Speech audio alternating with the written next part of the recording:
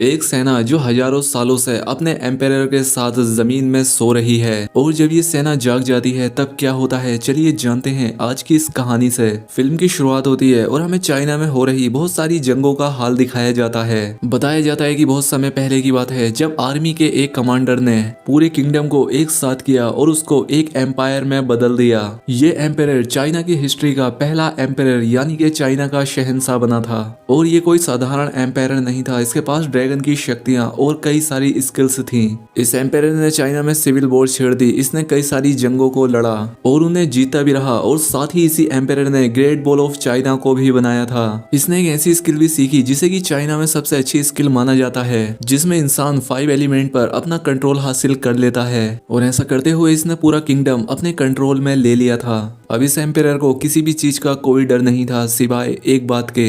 इसको ये डर था कि इसके मरने के बाद इसकी इतनी सारी दौलत और इसका ही किंगडम किसी और के पास चला जाएगा। लेकिन ये ऐसा बिल्कुल भी नहीं चाहता था, इसीलिए इसने एक विच को बुलाया। इसने उस विच से पूछा कि बताओ मैं कैसे अमर हो सकता हूँ। विच कहती है कि मैं इस बारे में जानती तो नहीं हूँ, लेकिन हाँ मुझे ये पता है कि इस बात का पता कहाँ से लगाया जा सकता है। अब इसके बाद इस विच को एक बिल्डिंग में भेजा जाता है और साथ ही इसके साथ मिंग नाम के एक आदमी को भी भेजा जाता है। अब क्योंकि एम्पायर इस विच को पसंद किया करता था, इसीलिए उसने मिंग के अलावा एक अपने और आदमी को भी भेजा था ताकि वो इन पर नजर रख सके। दूसरी तरफ हमें उस विच को दिखाया जाता है जिन्हें की एक ओरेकल बोन मिलती है और इस ओरेकल बोन का यूज करके एम्पायर अमर हो सकता था।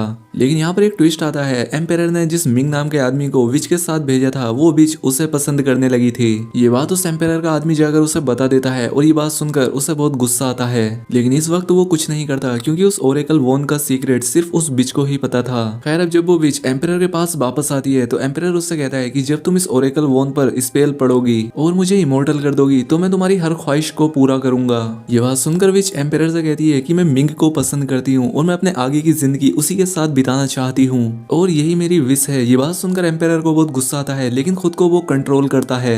एम्पायर विच को स्पेल पढ़ने के लिए कहता है। खैर अब वो विच स्पेल को ऐसी लैंग्वेज में पढ़ती है जिसे वो एम्पायर नहीं जानता था। स्पेल पूरा होने के बाद एम्पायर कहता है कि अब मैं अमर हो चुका हूँ, जिसके बाद वो विच को बाहर लेकर आता है। वो दिखाता है कि उसने मिंग को कैद कर लिया था और वो अपने सोल्जर को उसे मारने का ऑर्डर दे देता है। विच एम्पायर से मिंग को छोड़ने की काफी रिक्वेस्ट करती है, जिस पर एम्पायर कहता है कि अगर तुम मुझसे शादी कर लोगी तो मैं मिंग को छोड़ दूंगा।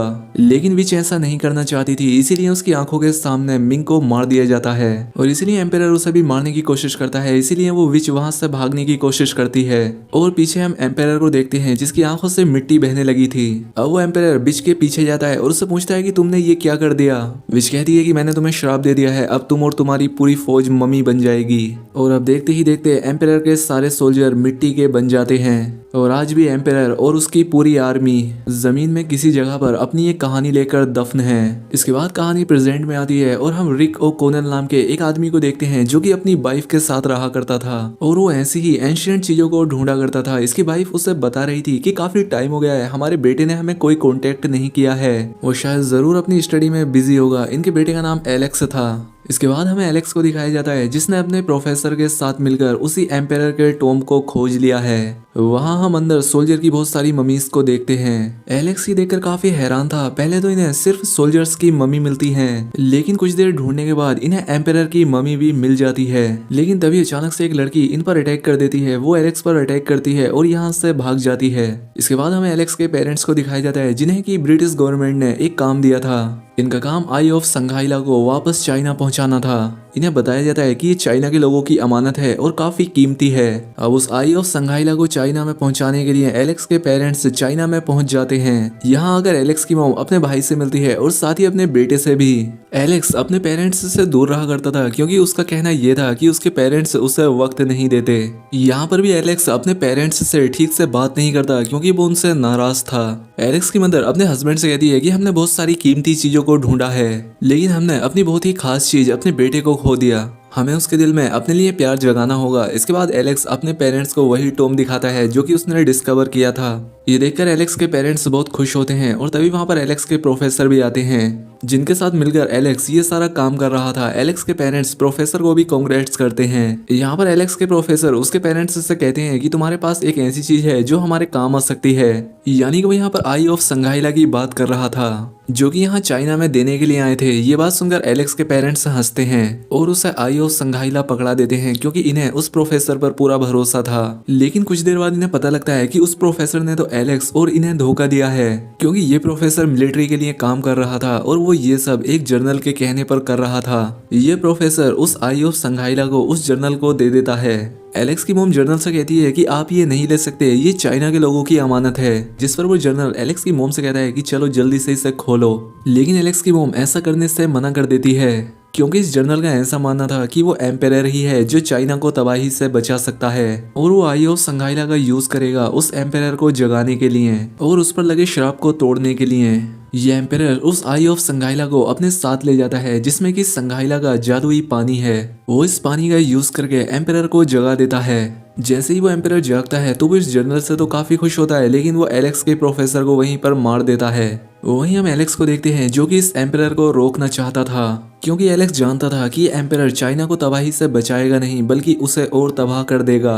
अब दुनिया का फ्यूचर एलेक्स के हाथ में था। यहाँ पर इसे उस लड़की की भी मदद मिलती है जिसने टॉम को ढूंढने पर एलेक्स पर अटैक किया था। इस लड़की का नाम लिन था। लिन की मदद से एलेक्स एम्पेरर पर अटैक करता है। ये दोनों उस पर अटैक करते हैं, लेकिन एम्पेरर यहाँ से भाग जाता है। लिन एलेक्स को बताती है कि मेरे पास एक ऐसा वेपन है जिससे हम इस एम्पेरर को मार सकते हैं। वो कहती है कि मेरे पास एक श्रापित खंजर है और ये वही इकलौता हथियार है जिससे वो एम्पेरर मर सकता है। जिसके बाद एलेक्स उस लड़की और अपने पेरेंट्स के साथ संघाइला के लिए निकल जाता है, क्योंकि संघाइला के पानी की वजह से ही वो एम्पेरर जागा था। यहाँ पर ये लोग बर्फीली पहाड़ियों से होकर गुजरने लगते हैं। तभी लिन यहाँ पर कुछ क्रीचर्स को बुलाती है जो कि इनकी हेल्प करेंगे, लेकिन यहाँ पर एम्पेरर ने भी अपनी नजर रखी हुई थी। उस एम्परर के कहने पर जर्नल इन लोगों की तरफ अपने कुछ सोल्जर्स भेजता है और इन पर अटैक करवा देता है। ये लोग इन सोल्जर्स का मुकाबला नहीं कर सकते थे, इसीलिए लिन ने जिन क्रीचर को बुलाया था वो इनका सामना करते हैं। लेकिन इसी लड़ाई के दौरान एम्परर एलेक्स के फादर को जख्मी कर देता है। रिक की जान खतरे में थी, इसीलिए लिन इन लोगों को उसी विच के पास लेकर जाती है, जिस विच ने बहुत सालों पहले इस एम्परर और इसकी आर्मी को मम्मी में बदल दिया था। और यहाँ पर इन्हें यह भी पता लगता है कि लिन भी इसी विच की बेटी थी और ये दोनों भी अभी तक इसीलिए जिंदा थी क्योंकि इन्होंने भी संघाइला के उस जादुई पानी का इस्तेमाल किया था, जिस वजह से ये दोनों अमर हो चुकी थी। खैर अब इसके बाद वो बिच एलेक्स के फादर के जख्मों को ठीक करती है और अब एलेक्स के फादर ठीक हो जाते हैं। वहीं पर हम देखते हैं कि अब एलेक्स विच की बेटी लिन को पसंद करने लगा है, लेकिन लिन ये रिस्क नहीं लेना चाहती थी क्योंकि वो नहीं चाहती थी कि एलेक्स उसी की आंखों के सामने बूढ़ा हो और एक दिन मर जाए। दूसरी तरफ हम जर्नल और उसी एम्परर को देखते हैं जो कि अपने एविल इरादों को पूरा करने के लिए संघाइला पहुंच चुके थे। अब वो संग्रीला पहुंचकर इसी जादुई पानी का इस्तेमाल करते हैं। एम्परर इस जादुई पानी में नहाता है और जैसे ही वो ऐसा करता है उसे बहुत सारी शक्तियां मिल जाती हैं और वो 3 सरों वाला एक ड्रैगन बन जाता है और वो इतना शक्तिशाली होकर उस कर्स डैगर को भी चुरा लेता है जिससे उसे मारा जा सकता था। उस कर्स डैगर को चुराने के साथ साथ वो उस बिच की बेटी लिन को भी अगवा कर लेता है और साथ ही वो इस पानी का इस्तेमाल करके अपनी सोई हुई आर्मी को भी जगा देता है। ये वही आर्मी थी जिसे बहुत समय पहले विच ने अपने कर्स से मम्मी बना दिया था और अभी एम्परर इस आर्मी की मदद से पूरी दुनिया पर राज करना चाहता था। वो अपनी आर्मी को ग्रेट वॉल ऑफ चाइना की तरफ जाने का ऑर्डर देता है। वहां जाने के बाद ये आर्मी इतनी पावरफुल हो जाएगी कि इसे कोई भी नहीं हरा पाएगा।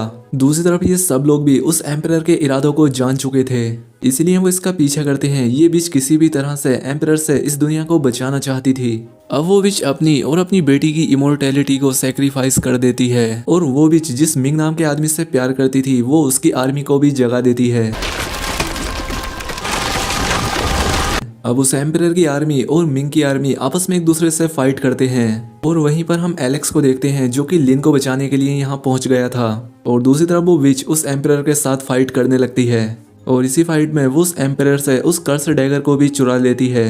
अब क्योंकि ये कर्स डैगर वापस से विच के पास आ गया था इसीलिए एम्परर अब कमजोर पड़ गया था। अब विच ये कर्स डैगर एलेक्स और उसके फादर को दे देती है।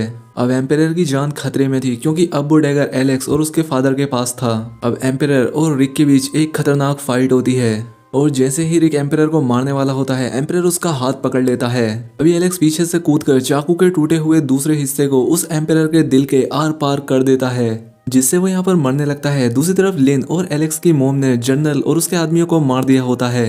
वो भी यहाँ पर आ जाती हैं जहाँ पर एम्परर अपनी जिंदगी की आखिरी सांसें ले रहा था और वो यहाँ पर लावे की तरह फट जाता है। बाहर दिखाया जाता है कि अब एम्परर की आर्मी भी जमीन पर बिखर जाती है और धूल बनकर उड़ जाती है। ये सब के सब वहां से बाहर आ जाते हैं। बाहर मिंग की वो आर्मी होती है जिसे the great wall of China से जिंदा किया गया था। यहाँ पर इनका जनरल मिंग अपना हाथ उठाकर जीत की खुशी मनाता है और ये और कोई नहीं होता बल्कि लिन का फादर था। वो लिन को आखिरी बार देखते हैं, लिन भी उन्हें देख रही होती है। जिसके बाद ये पूरी आर्मी मिट्टी बनकर उड़ जाती है। इसके बाद अब अगले सीन में हमें लिन और एलेक्स को एक साथ दिखाया जाता है। ये दोनों अब रिलेशनशिप में हैं क्योंकि अब लिन भी अमर नहीं है।